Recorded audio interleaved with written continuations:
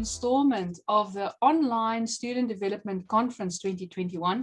I'm your host, Mariette Hake, the chair of SASC. With me today, I have two of my fellow Shadow Council members. Shadow because they're helping out with the conference, not Shadow because they're spooky or scaly, all right? Mpumi Maringa and Josh Kumbani. And then a very special welcome to Silja Benson, who is our guest presenter for today. Some of you might actually remember her from, I think it was the Student Development Workshop in 2017, where she presented a very interesting talk on experimental archaeology relating to ancient fire usage. So she is the fire lady, just remember that. And remember also that the ancients had skills. So in terms of different aspects of fire technology and life during ancient times, especially the late Magdalenian period in Europe, which is kind of the area that Silja specializes in. I think we'll be looking at today's topic, think of fire before it starts, fire technology and cognition. Sounds like a very interesting topic. And at present, Silja is busy with a outreach project in northern Norway, where she's part of a team that coordinates and disseminates the administration of 103 cultural heritage sites, which I guess anyone would agree that's a whole topic on its own. I wish we could have had you for another section just on that. So for today, I'm going to hand over to you, Silja, and thank you very much once again for joining us today. Over to you. Yeah, thank you very much. Let me just share my screen. Can you see my screen now? Hopefully. Yes, awesome. Can you see my notes or can you actually see the presentation? No, we can't see your notes. It's just the presentation. Oh, okay, yeah, good, Cool. because I've done that mistake before. Yeah, many thanks for asking me to talk. So in between working with the Magdalenian in Europe and now working in Northern Norway, I've also worked quite a lot in South Africa at Wits and at Seburu with Little Modley, and at Classes River with Sarah Wirtz. So I am going to speak about fire in South Africa today. And I'm going to give a presentation called Think of Fire Before It Starts. It's about fire technology and cognition, and it's a topic that I started developing in collaboration actually with Larissa Straffen, who I used to work with in Bergen, for a cognition conference. And the point here is that we want to, or I want today to talk to you about how we do fire research, how we think about fire technology, but also what can you tell us about how people think and the mind processes that goes on. So let's see. There we go. This is me, and this is me at holding an ostrich eggshell because I've been working in Bergen for 3 years on heat-induced changes with ostrich eggshells. I've done a lot of experiments, as Mariette said, but also there's a picture here which includes actually both Mpumi and Josh. It's from Classes River and one of the excavation seasons we had there. And yeah, I will be referring to Classes River also here because it's very near to my heart. So let's talk about fire and the humans. And first, I'm going to give you just a short introduction or overview of what happens when humans meet fire. So there's many discussion points as to how did people start using fire, when did it happen, and how did the fire technology develop. This timeline shows some of the main points. So the earliest one you can see is it says Homo erectus, 2 million years ago. That is the earliest that people think or researchers think that people could use fire. But there's a big question whether people Homo erectus could actually control fire or whether they just scavenged fire from in the open from felt fires and whatever. There's also a huge discussion point of much research going on around fire traces, especially in geoarchaeology. So what is the trace of a fire? How do we recognize fire traces? And when do we say that this is definitely a trace of a fire? And experimental archaeology that I've been working with has looked quite extensively at that part of fire research. And that discussion is not limited in time. It goes really in all archaeological periods. How do you recognize something in archaeology? But when we talk about when people start using fire and how they use it, the main discussion is from a huge time period from 2 million years ago to about 300,000 years ago, where people are very opinionated about what constitutes a fire and what does not constitute a fire. So you might have heard also about the discussions for Wonderweg Cave, for example, in South Africa, maybe 1 million-year-old fires. And then there's the question of how, when you start to control the fire and habitually just use it as part of your everyday life. And many people agree that around 750,000 years ago, we see traces in the archaeological record that that had happened, although there are some that will contest that view also, and that this is how research moves forward. And then you talk about fire as a technology, and in the Middle Stone Age, that is what happens. You start using, and we see traces that you use fire as a technology much more than you have in the past. And I say in the square that it happened up until 10,000 years ago, and that is because around 10,000 years ago, we see a shift where fire is not just its own technology, but it's also a support. So it's the support for other technology. People start making ceramics, pots, metal, and other items that then fire becomes more a side project than a project in itself. So this is sort of the main timeline, and I'm going to talk about today how we can look at fire through the Middle Stone Age and think about how what you need before a fire starts.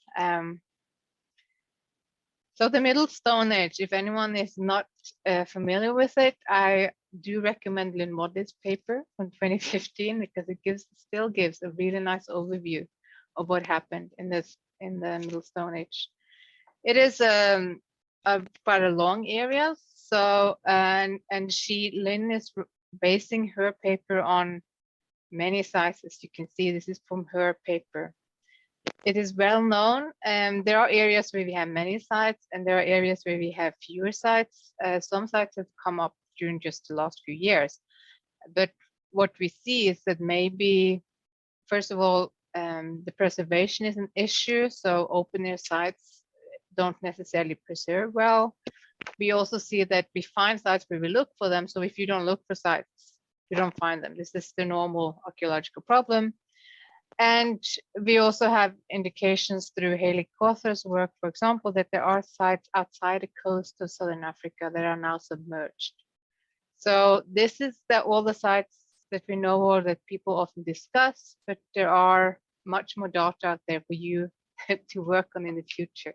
So I want to encourage everyone to look at, of course, because I really think the Middle Stone Age is interesting.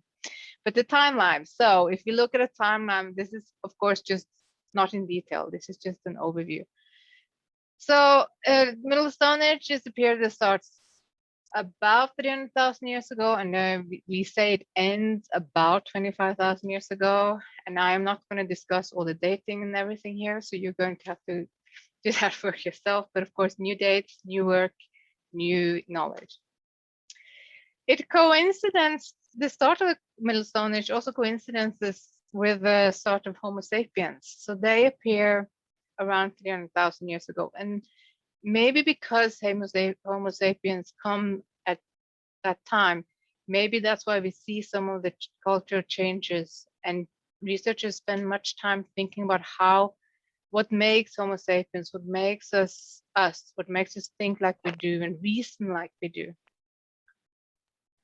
But as Wadley points out in her paper, we know much more about the time period after 100,000 years ago than we know about the time frame before. So we have, she discusses in her paper, just 13 sites from the long period between 300 and 100,000 years ago, and then 21 sites from the last 75,000 years of the Middle Stone Age. So that's also important to keep in mind, that when people say or talk about when people did one thing or another, there's much more data in the last 100,000 years than it is before.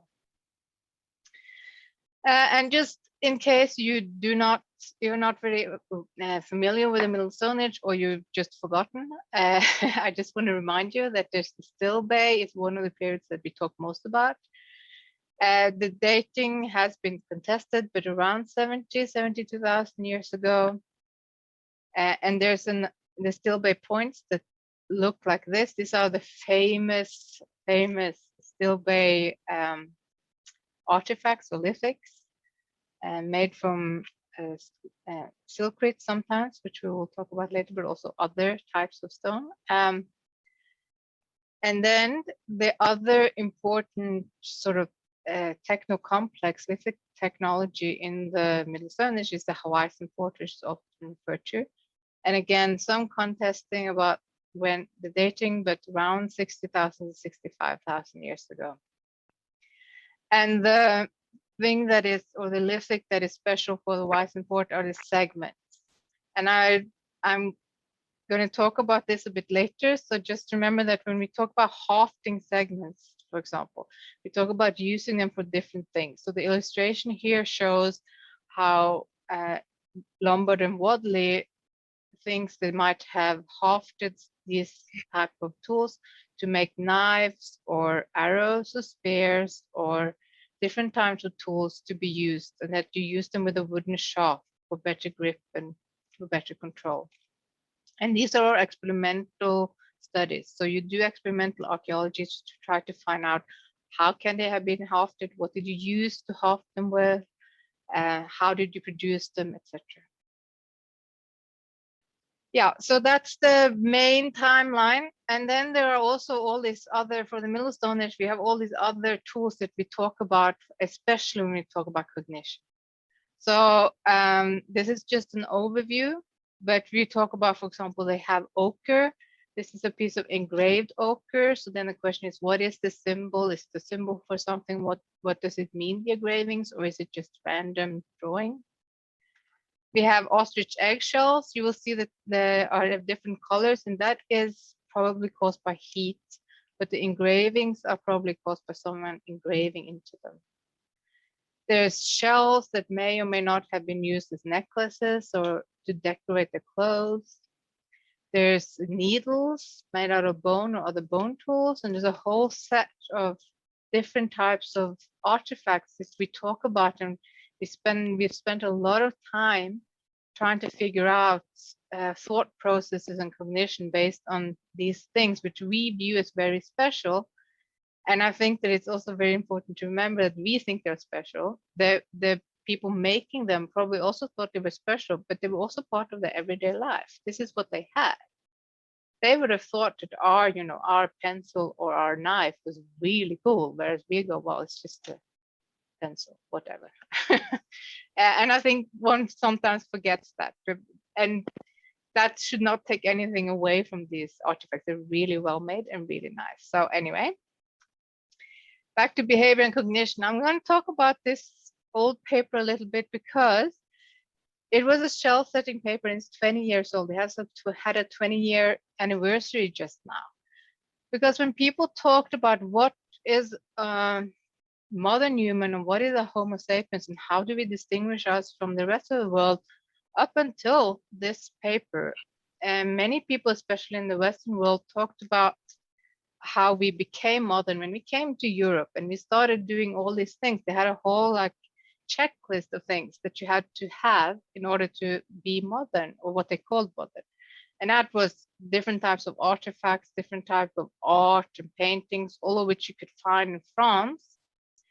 And what's special about the revolution that wasn't of that paper is that Sally McBrearty and Alison Brooks pointed out that, first of all, most of these artifacts, if not all, actually already exist in Africa much, much earlier than they exist in Europe. And secondly, it's, if to go around with such a checklist is not really constructive, because what you want to find out is behavior and cognition, and not necessarily whether they had a specific type of artifact. And also they they advocated for stop using the word or the phrase modern human behavior. So they wanted people to focus more on abstract thinking, planning depth, innovation, both behavioral innovation, economic innovation, and also technological innovation, and on the symbolic behavior, which I just said we've focused a lot on. And there's been much research on this, obviously, for the last 20 years. But yes, but another important point is that for them, this is not a revolution. It doesn't just happen overnight. It's incremental changes that happens little by little and waves that goes back and forth. So, and people are still discussing how did things happen? What changed? How did people develop their technology, their lives? And was it really something that happened? You know, can we see a much more rapid innovation 100,000 years ago, which is a paper that was published just earlier this year. So it's still a topic of discussion, although the discussion is focusing differently. So I'm going to be speaking about cognograms, which is something we researchers that developed. It's Miriam Hadels, actually, she developed it to look at these things, look at cognition. How do you make things? How do you solve problems? And how can we try to structure it and research it? So the cognogram is a matter of analyzing problem and solution. So what is the road, the distance between the problem you have and the solution? You maybe have a need or you have a problem and you need to work around it or think to conceptualize and understand what is the problem, how am I going to solve it, planning depth, how much do I have to plan and prepare for a problem, how can I find the best solution? I have all these possibilities. And this process, this involves the sequences of stages where the focus of the actor shifts to solving minor problems. You don't go about solving the big problem at once, but you solve these minor problems along the way. And in the end, you've solved the big problem, which is, you know, what we do in our everyday lives as well. You have different tools to solve these problems. You do different actions, you're different focus, or you focused on different things, and all these things you do have effects that lead you to the solution. And this is related to a concept called chain operatoire, which some of you might know, which is mostly used or most often used when we talk about lithics and lithic analysis, where you look at the different stages of production. So you look at procuring the raw material, sitting down, knapping the raw material, making a point or a knife, going out to kill the animal and slaughter it and skin it and discarding the tool and then maybe finding it again and reusing it or leaving it. And it's not necessarily a linear process. It's a process that can go, you can skip steps and you can go back to previous steps. But this is sort of the basis for, one of the bases for cognogram. But the difference in the cognogram is that it focuses much more on the cognitive processes and not necessarily the tool producing processes. And this is a small overview that I first developed in 2007 and that Sarah Wirtz and I used in 2019 when we wrote about fire and how do you do the fire. So when you have a fire use, you have different stages. You have the preparation of a fire, which is finding fuel and all that. You have the use of the fire, which can involve many things, reuse of a fire, using the fire for different things. And you abandon the fire, sometimes to scrape it off, so that when we find the leftovers of the fire, we find the ash heaps. We don't necessarily find the hearth itself. Yeah, so the cognogram allows comparisons of tool use and behavior, and it can include, as I said, phases of actions and actions.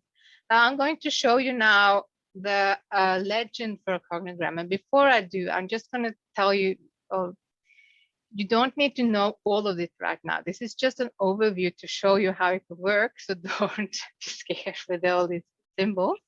And if you enjoy it, you can go read the paper or look at this talk again. But these are some of the legends or some of the symbols you use in a cognogram. You use symbols for how, when people have perceived the problem, the operational steps, the different phases of activities, etc. So a cognogram would be set up like this. You see the faces are here to your left. And that's sort of a timeline. So it's a timeline going down from 1 to 8. 1 being when you start with the problem, you perceive the problem, and 8 being when you've solved the problem. And of course, any action could have different stages. And this is a cognogram that Lombard and Hedel made for using the fire or production of fire. So they have these columns which present focuses or indeed, action, what you as an actor or user need to focus on. So the main focus is to create a source of heat. And this focus you will see they can appear in different phases or in the timeline. So that you start out in this case with I need a source of heat, and you end up with you have a fire. So you have a source of heat. But then you go through other focuses, you shift your focus. So in order to get the fire, you need to make a fire. So how do you need to make a fire? Well, you need material that can burn. So you need to find that. When you have the material, well, you need a flame. So how can you make a flame? Well, to make a flame, you need a spark. And what you need for a spark, you need a tool, and maybe you even need 2 tools. So then the cognogram simply breaks everything up in different stages. Yeah, so then finally, let's go to fire and the Middle Stone Age and how we can combine this with some of the cognograms. So I've gone through 49 papers for about fire use, and I've selected these papers because they examine fire use or fire technology, or they discuss fire. And it means that I've left out papers on, for example, subsistence or lithics, because fire wasn't an important part of that. So as you can see, fire research it's ongoing, and some studies come every year. These are from 2004 to 2020, and still new papers are coming. So it's an even stream. It's a nice research area to get into, because new knowledge are coming all the time. And if you remember this was in Modlist, and there's quite a lot of sites here. But when I then selected paper that focused on fire, I ended up with only a few sites. And the reason for that is, of course, that fire research has been very much in focus lately, so that you have much more recent studies of fire use, and you also have sites which are better suited for doing fire studies at. And you will see a little red square that says not site focused, and that's 9 out of the 49 papers didn't really focus on a single site, but focused on fire use in the Middle Stone Age in general. And then the numbers by each site tells you how many papers are included from that site. And Sibiru Cave has 16 papers, and that's simply because fire research is very important at Sibiru Cave, and they also have really good conditions for doing it. So they've been publishing about it since 2002, or in this case 2004, because that's where I started this review. So whereas Blombos Cave, they have done many studies, but they haven't necessarily focused on fire. They don't actually have the fire layers as they have in Clausens River or in Sibiru Cave. So that's why there's only 1 paper from there. Yeah. So what about the fire technology and the cognition? We're going to focus now on the second part of my title. So 8 of the papers in my review, they were about heat treatment. And heat treatment, it means that you take a stone tool in this case and you heat it. Usually it's in silfrite.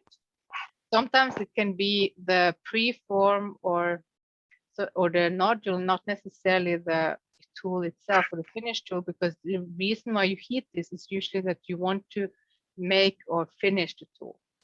And then there are different approaches to this. Sometimes you would just heat the tool and just do the finishing touches. But other researchers think that you've heated everything. You went out to get the rocks and started with heating them before you did anything else. And it's a big discussion area. There's many experimental studies done on where you try to experimentally heat rocks, either in laboratories to find out what happens, or out in the open to find out how could it be done in the Middle Stone Age. And then you try to find out So was this something we did? Now, Carl Brown in 2011, I think, published his paper as fire was an engineering tool. And he pointed to that you use fire to engineer tools to make it easier for yourself to make your stone tools. This is a paper by Stolachis and Schmidt, where they actually use a cognigram, which I'm going to come to, but they talk about 4 ways that you could heat either a rock or a almost finished tool, preform, to get to the end result. And there's 2 types of surface where you either put the rock or what you want to heat into the fire or into the ashes. And there are C and D are subsurface heating methods where you put it under the fire or in coals under the ground. And they construct quite a simple cognigram that this is for above ground heat treatment. And you see there's quite a few focus points here. There's very few phases. There are 4 phases, 4 focus points. It looks quite quick, not very complex. But the condition for this model is that fire already exists. So you haven't actually included what you did before the fire start. You presume that they had a fire already going for something. And then they went out and heated on that fire.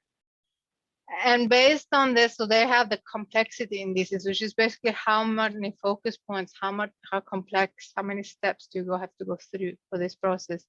And in this study, they found that heating it above ground or in a campfire is the least complex. It doesn't demand much planning or anything.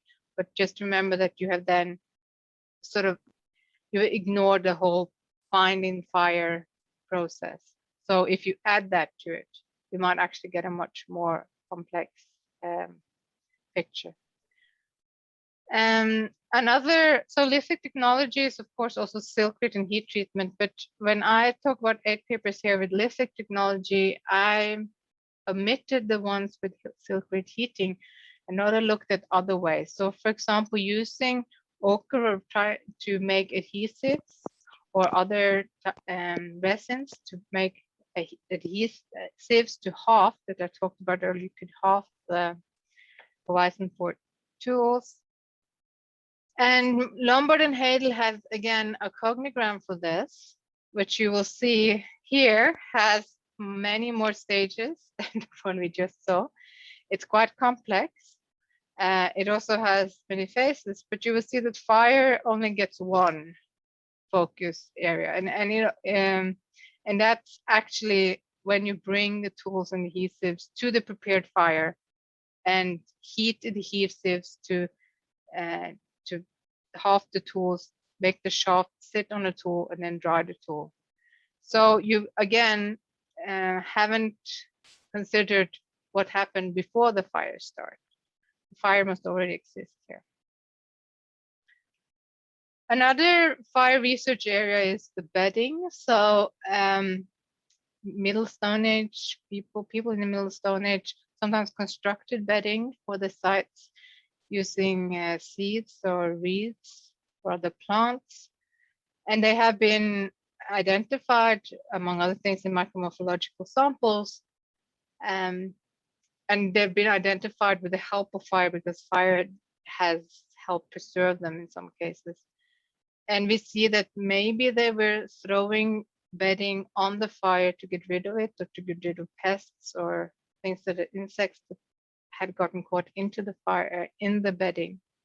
So a cleaning process simply. And there's also cooking, which is a quite natural thing to use fire for. 8 papers look at cooking. But again, we look at how we cook when the fire is already there. We don't necessarily look at how did we get to the cooking. So when it comes to fire-related activities and topics, these are some of the topics that I've found in my review. Heat-induced changes, for example, in rocks or in sediments are one of the most common ones. But I want to make you focus on the selection of plants here, because that's actually been quite a few papers published on it. This is Lucy Allett's paper from Sibiru Cape, where she actually identified different wood collecting strategies in the Western Port and 60,000-year-old occupations. And she says that good fuel woods, or we perceive as good fuel woods, are present at 60,000. Similarly, Albert and Marion at Pinnacle Point identified different fuels and different fires, and they asked the question whether you have different fires for different purposes, hence you need to control the fuel and use different plant material in the different fuel, different fires. Caroline Cartwright at Deep Cliff Rock Shelter also, she identified more diverse range of taxa in the stillbed context, and combines it with the stillbed list. There's a greater amount of non-local rocks, so maybe people went further to collect both the rocks and the plants.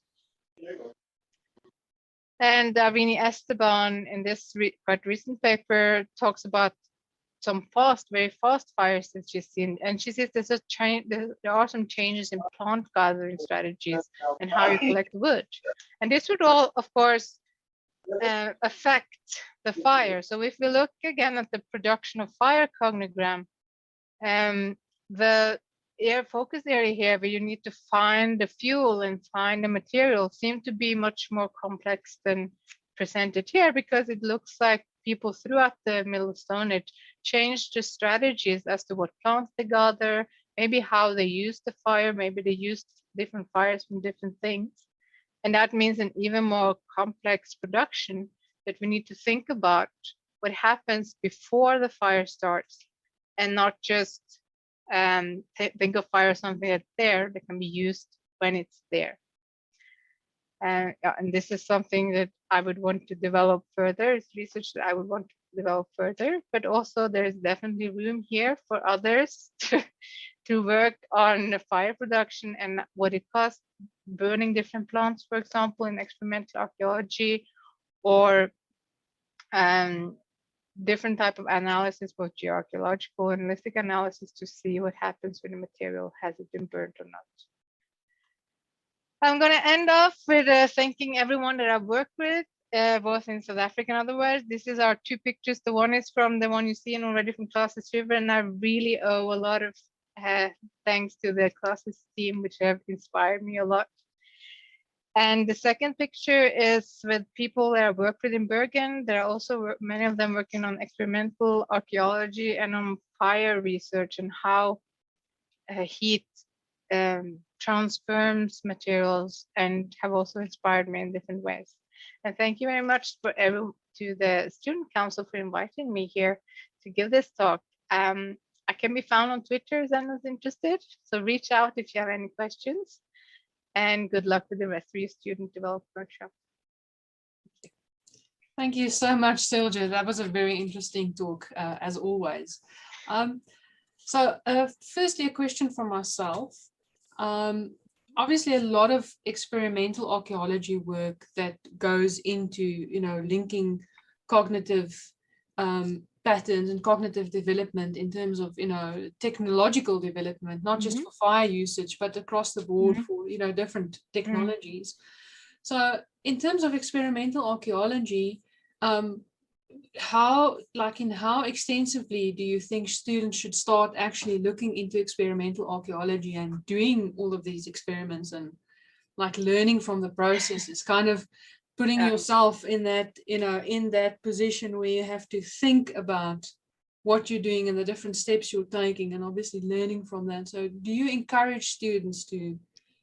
I definitely do. This is one of the ways that I personally have learned the most, because once you start getting out there and you start trying things, you suddenly see that things aren't as easy as you thought, or maybe they are much more difficult than you thought. You don't know, but learning the process and seeing what actually happens and what you need to do, it gives you very much a different take on it.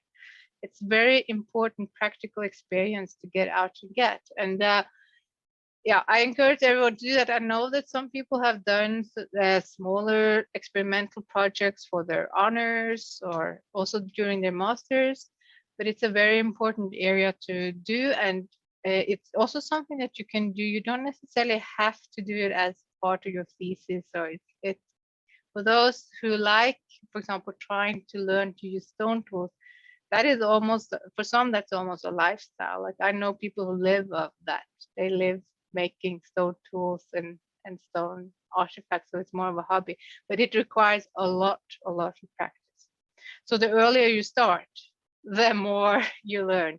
And actually, speaking of stone tools, this is one of my uh, one of the things that I often tell people. So Africa really needs people who can nap African stone tools and who learn that from the base, and who can go on and teach others to do the African stone tools. And not, I mean, there are some that are coming up now, but there are also room for more. And the thing is, the more people who do it, the better we get at it, the more we understand the processes, and the more you can collaborate with different members. Maybe someone learned a technique or had an idea that you never had that you can expand on, you can collaborate.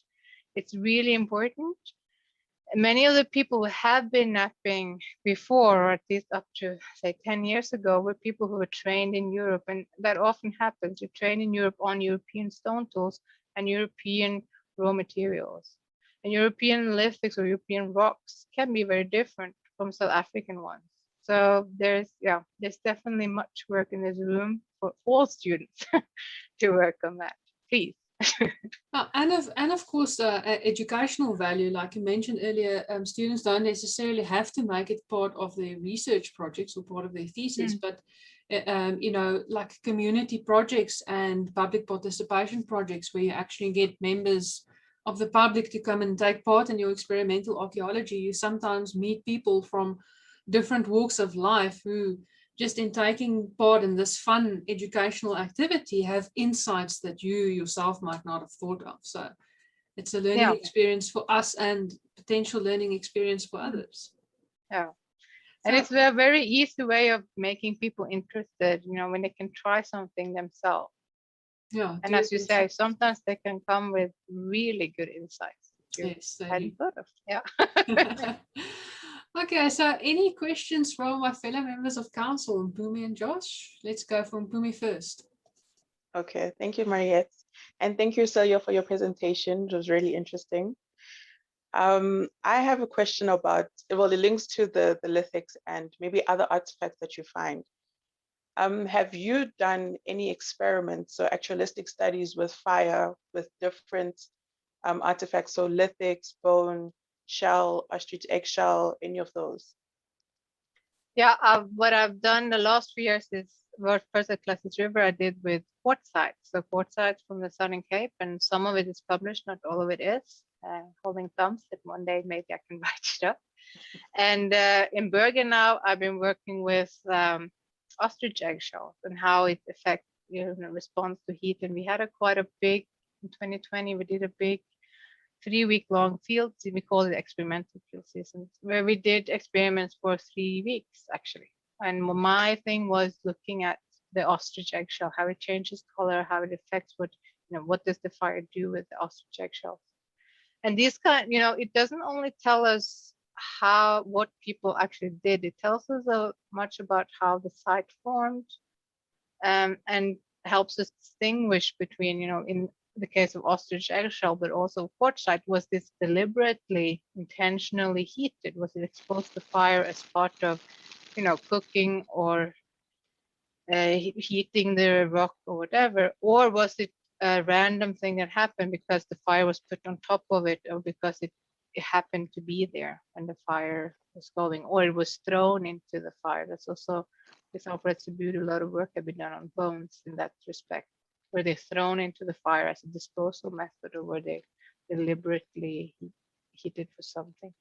And sometimes we can't really find the answer, but it's really important also when you stand there and do the experiments to see. And for example, for my ostrich eggshell experiments, I can tell you that the eggshell, even if it's 5 or 10 centimeters under the fire, it doesn't really get much exposed.